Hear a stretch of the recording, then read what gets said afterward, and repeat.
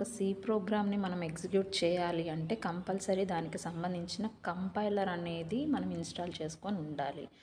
So నేను use చేసేదైతే turbo C++ అనే కంపైలర్ని use చేస్తున్నాను. సో సిస్టమ్ కాన్ఫిగరేషన్స్ని బేస్ చేసుకొని మీరు ఏ కంపైలర్నైనా యూజ్ చేసుకోవచ్చు. దేవ్ C++లో కూడా మనం సి ప్రోగ్రామ్ని ఎగ్జిక్యూట్ చేయొచ్చు. సో ఈ కంపైలర్లో మనం ఎలా ఓపెన్ చేయాలి, ఎలా కోడ్ రాయాలి, ఎలా కంపైల్ చేయాలి, ఎలా ఎగ్జిక్యూట్ చేయాలి అన్నీ కూడా స్టెప్ బై స్టెప్లో నేను ఎక్స్ప్లెయిన్ చేస్తాను. ఫస్ట్ మీరు స్టార్ట్ బటన్ మీద క్లిక్ చేసి అక్కడ ఉంది చూడండి టర్బో C++ ఫర్ విండోస్ 7 అని. సో నా సిస్టమ్ 7 కాబట్టి నేను అది ఇన్స్టాల్ చేసుకొని ఉన్నాను. సో అది మీరు క్లిక్ చేయగానే మీకు స్క్రీన్ అనేది ఇలా కనబడుతుంది కదా, అది ఓపెన్ అయ్యింది.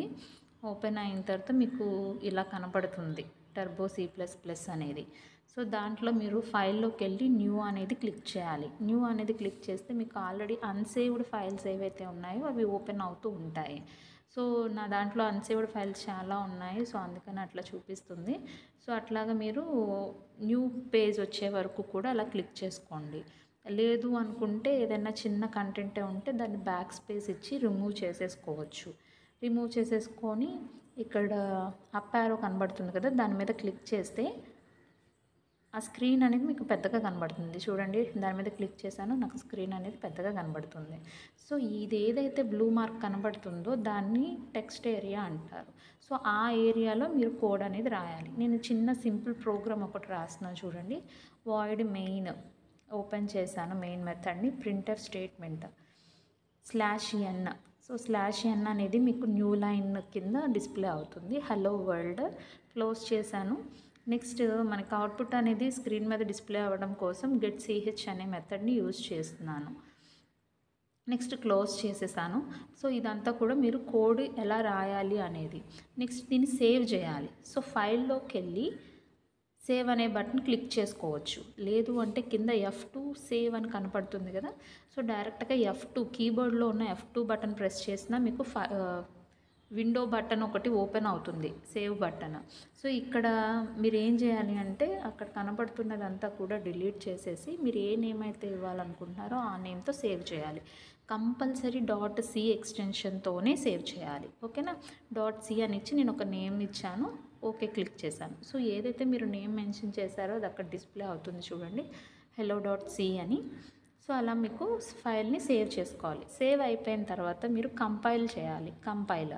సో కంపైల్ అనే బటన్ కంపైల్లోకి వెళ్ళి మీరు క్లిక్ చేయొచ్చు. లేదు అంటే Alt+F9 ఇది షార్ట్కట్ కీ అనమాట. కీబోర్డ్లో Alt+F9 ప్రెస్ చేసినా మీకు ఇట్లా డిస్ప్లే అవుతుంది. సో ఇక్కడ వార్నింగ్స్, ఎర్రర్స్ ఏమీ లేవు, అన్నీ 0 ఉన్నాయి, అంటే మీ దాంట్లో ఎర్రర్స్ ఏమి లేవని అర్థం.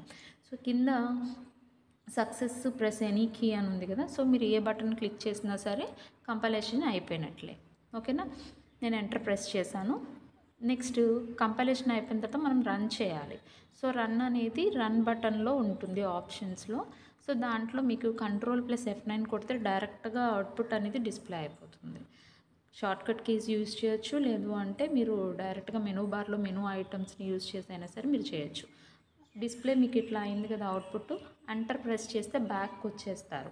ఓకేనా, ఇప్పుడు బ్యాక్ వచ్చేసారు, మీ ప్రోగ్రామ్ అనేది ఇది. సో ఆల్రెడీ ప్రోగ్రామ్ అయిపోయింది, ప్రోగ్రామ్ ఎగ్జిక్యూషన్ అయిపోయింది.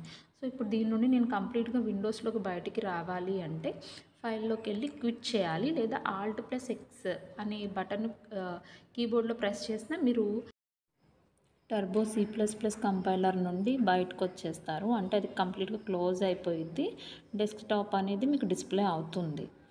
ఓకేనా, టర్బో C++ కంపైలర్ని మనం గూగుల్లో నుండి డైరెక్ట్గా డౌన్లోడ్ చేసుకోవచ్చు. ఇన్కేస్ ఎవరికైనా డౌన్లోడ్ ప్రాసెస్ కావాలి అంటే కామెంట్ సెక్షన్లో మెసేజ్ చేయండి, దాని రిలేటెడ్ వీడియో కూడా నేను సెండ్ చేస్తాను. మీరు మన ఛానల్ని ఫస్ట్ టైం చూస్తున్నట్లయితే ఛానల్ని సబ్స్క్రైబ్ చేసుకోండి.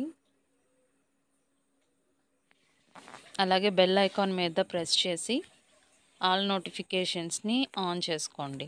ఇలా చేసుకోవడం వల్ల నేను ఏదైతే న్యూగా అప్లోడ్ చేస్తానో ఆ నోటిఫికేషన్స్ అన్నీ మీకు వస్తాయి. అలాగే లైక్ చేయండి, షేర్ చేయండి. Thanks for watching.